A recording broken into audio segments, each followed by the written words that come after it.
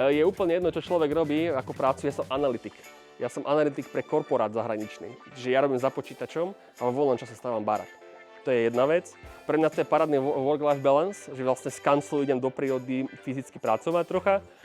A druhá vec, treba si fakt dobre rozmýšľať a reálne aj vlastné možnosti, schopnosti časové, finančné, aj fyzické, aj jednoducho hlavne mentálne, lebo nie je to sranda všetko vlastne logisticky zvládať.